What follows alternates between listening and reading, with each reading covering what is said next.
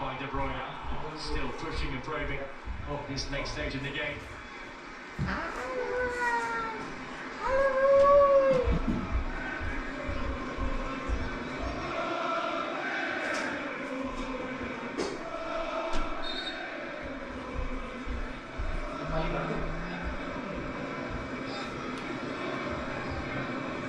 Harvard. Okay.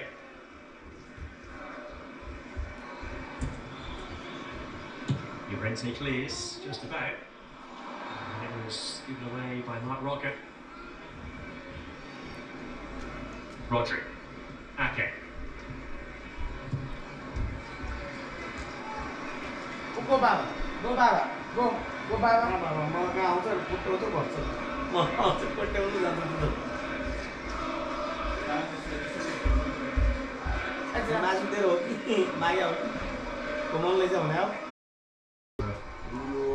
Had the awareness that he wasn't going anywhere, but still won his team the corner.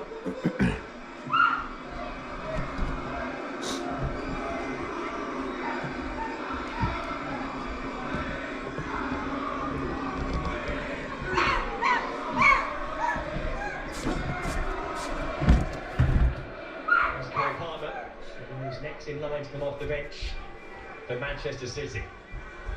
First of all, the corner. Locked in by De Bruyne. Rodri's there, so is Ake. And it was Stones. Last league goal came against Leeds last December. They're leaning backwards here, wasn't he, when it came to a bit of a melee in the 6-yard box. Snapshot by Stones, but always rising as he's falling off the ball. So Palmer coming on in place, and Riyad Mahrez, Cole Palmer, himself just 20. It's so nice to see amongst this array of stars and talents. There is a pathway for young players to have their chance too. He's a player as well. Hugely talented. New section Man City have got. No touching them, okay, buddy. Pulling. Say yes. That's on since that shock defeats. What? What can he? Just 3 defeats now in 43 games in the Premier League. He's not so for these. Thankfully. JB. Gelhardt. Smuggled away by Foden.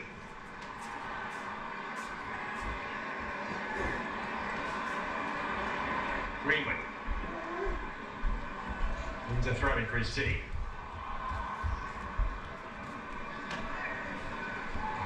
Okay. Harvard.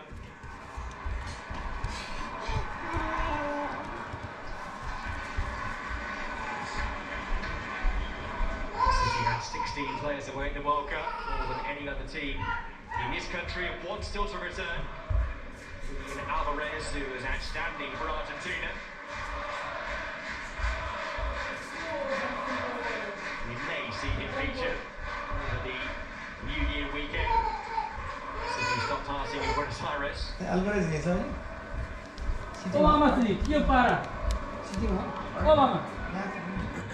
No touching there, okay? Hold you. No. Shan, pa. BPS. BPS. Short BPS. See it. BPS when I go to the field. Same wrong, getting in front of the defender. It's the only place he can go. He stays in the middle of goal, Stones picks him up, so he goes in front, just gets the space. There's something on it. Defender just knocks it out for a corner, but again, good centre forward play. Made a difference, doesn't he, since he's come on. He won the ball initially, and it was straight into the box. The urgency he showed to try and get in there. 5 minutes of Lexus stoppage time. Rocker's corner. Same hands of Anderson.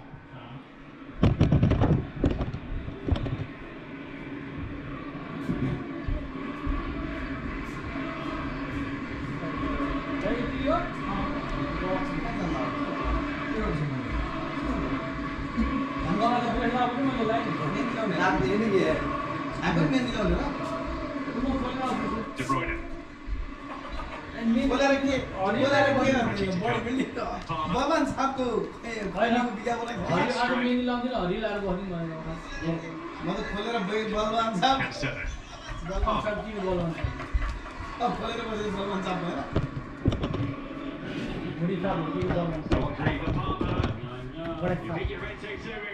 Cole Palmer, the shout against Timo, the queuing up here is on the right foot. Now De Bruyne. Simply playing outside City, they want more.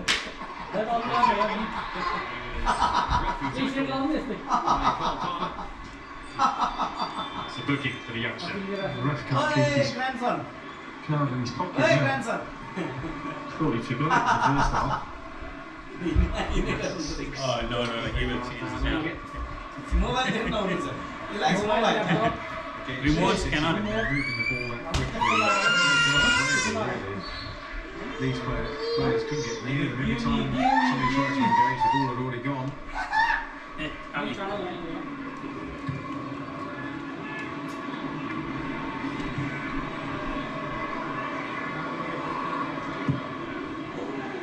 You think if Jesse Marsh had his time again, he would go about this game differently? I'm not sure he can. I think Leeds play like Leeds play. And they just got to learn when and when not to press and the intricacies of that type of play. I don't think Aronson worked down the middle in the first half. Maybe you could change that a little bit, but you know what you're going to get with Leeds, and the crowd know what you're going to get. Unfortunately, they're playing 12 men because City have 11 players and you've got Pep, which is like another man. What he does, how he fiddles about with his team, it just finds a way.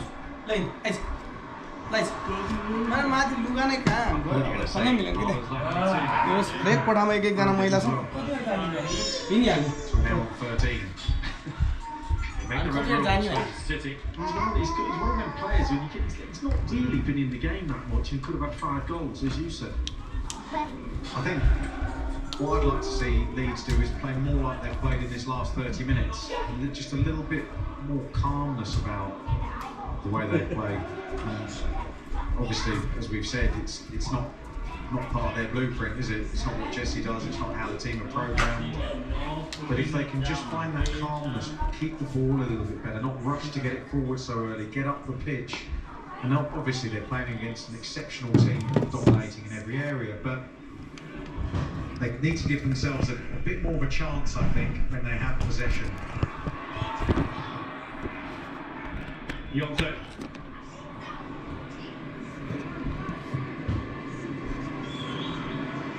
De Bruyne. Foden.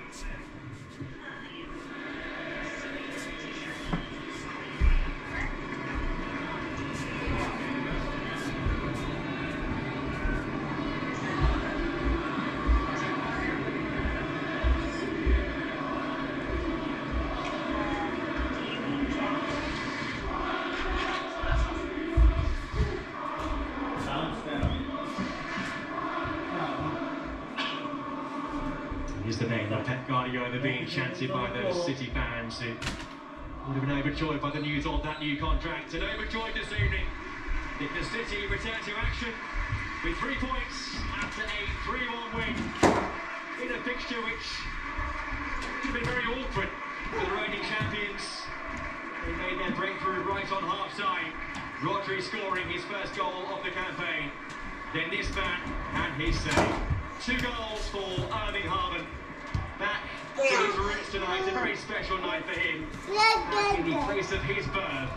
And with those 2 goals, up to 20 now this season in the Premier League. The fastest man to reach that tally in the 30 years of this division. City back to within 5 points now of Arsenal at the top of the pile. Leeds got the 1 goal back through Pascal Stroud. No. They remain just 2 points above the drop zone, and City ultimately pretty comfortable winners. Overall, Graham, how do you assess what we've seen there this evening? Comfortable for City in the end. I think again their ability to control the tempo speed it up when they need to, show that quality, urgency and goal-scoring ability. Now, we've spoke a lot about him, didn't we, Haaland? Not that much involvement, but comes away with 2 goals for that number 3. Grealish, I think, is somebody who brings something different to City. Wasn't his best performance tonight, he wasted a couple of opportunities, but draws people towards him, that frees up space for his teammates, and you give City any space, anyone on the pitch, they can hurt you. Yeah, I think in order for City to lose games, you've got to catch them on an off day, or you've got to be at your best. I don't think Leeds were at the best. I think City were pretty good. I don't know what to wear. From goalkeeper throughout the whole team just gives you a mountain to climb. And I know the supporters are behind them. Leeds, their endeavour was there, their spirit was there, just not quite enough quality in the first half to keep the ball when they got it. City dominated possession, and you could see that was demoralising for some of the Leeds players. Training that makes you better, that makes you learn, it sticks in your brain, it sticks in your body, and you start to see it on a Saturday and at the weekend. And it's just not quite there for Leeds, but listen to the crowd. They're all applauding, starting and changing again. They will get better. It's just a matter of time before it starts to stick, I'm sure.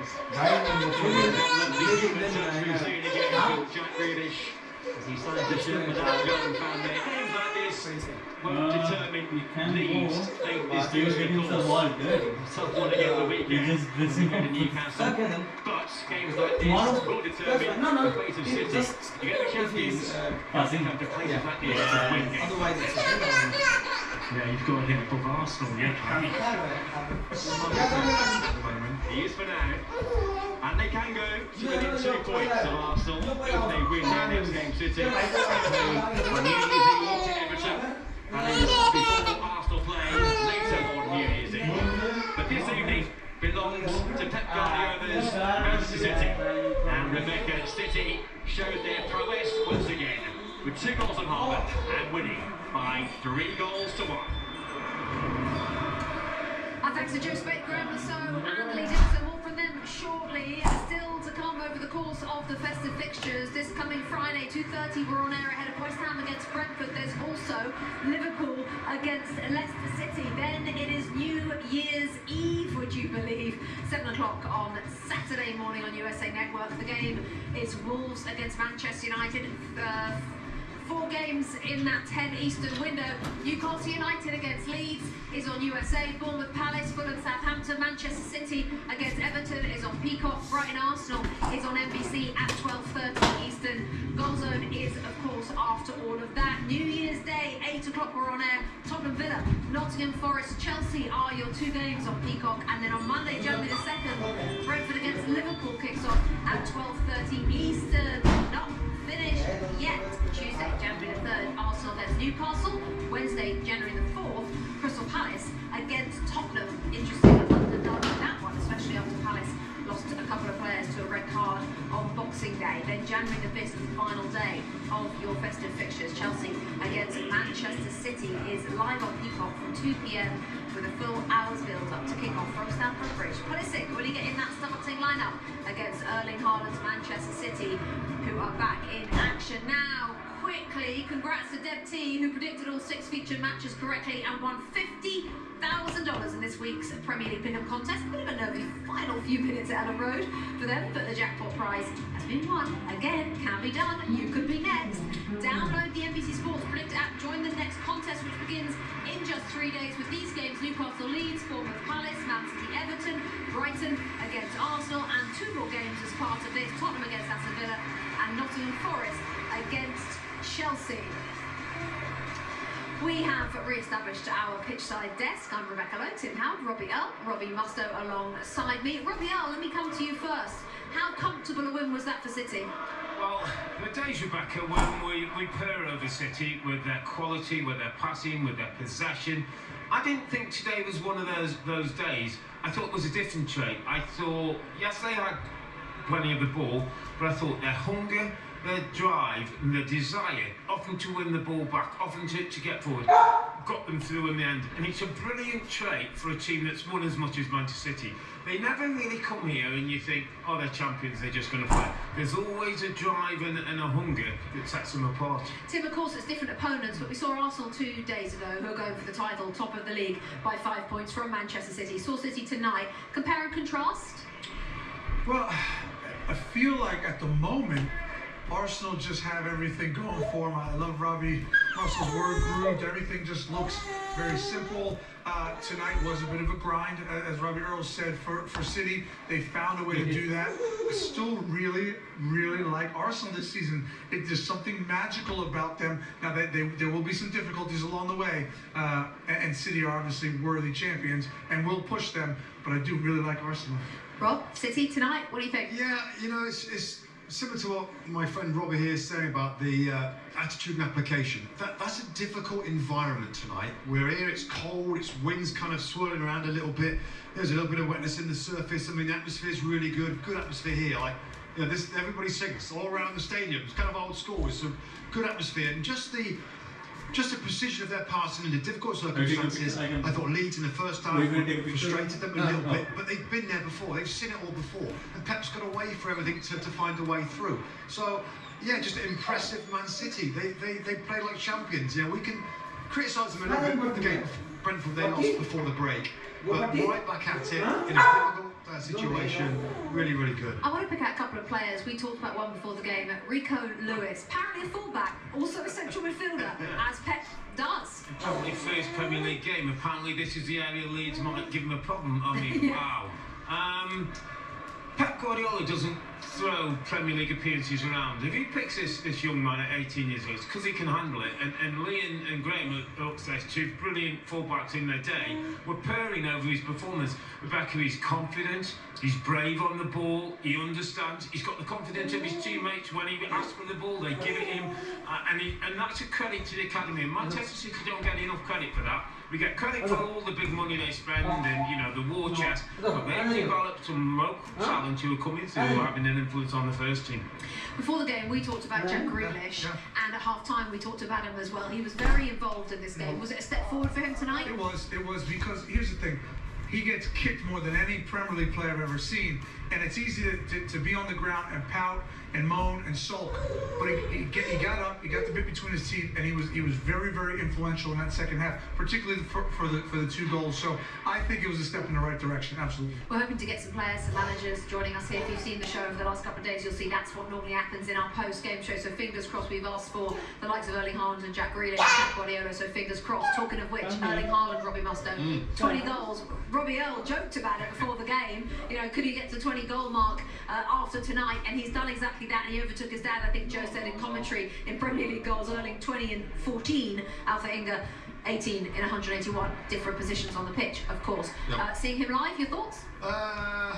Thought he should have scored more. Yeah. I mean, honestly, from literally the first minute right to the end now, he thinks he's going to score his 3rd goal, hat-trick of the game. He had so many opportunities, and I think he's absolutely comfortable with the fact that for large periods he's not going to really see the ball. He doesn't really want to be involved in goal play. He wants to end up where the ball's going to be, and he's brilliant at doing that from all different angles, from crosses to through balls. He's always on a half turn, wanting to get in behind. And seeing him live in the flesh, it's just his power. There was one time in the first half he chased back, and the guy just fell over because he's so strong and powerful. So not just the goal scoring part. He's just a ruthless scorer. Didn't care about anything else about scoring goals. If we get a chance to have a chat with him, I'm quite scared to ask him, but he missed quite a few chances. Oh, good luck with that. Well, he's bothered about it because he goes to score more goals. But no, it's the power of him being here, see him, the way he moves, the way he moved in for the last opportunity of scoring the hat-trick goal, which he didn't make. God. I think we started so good with high rhythm. We know, as I tell you before, this team was the highest rhythm in the league, so we have to equal that. And then I think the first minutes was tough because they were very narrow. We have to take, I think, more the space, but I think we created enough chances to have even more than 3 goals. That's goal in the first half. That was important. But was there a sense of relief about that goal? But having created chances, it needed you to score with pretty much the last kick of the first half.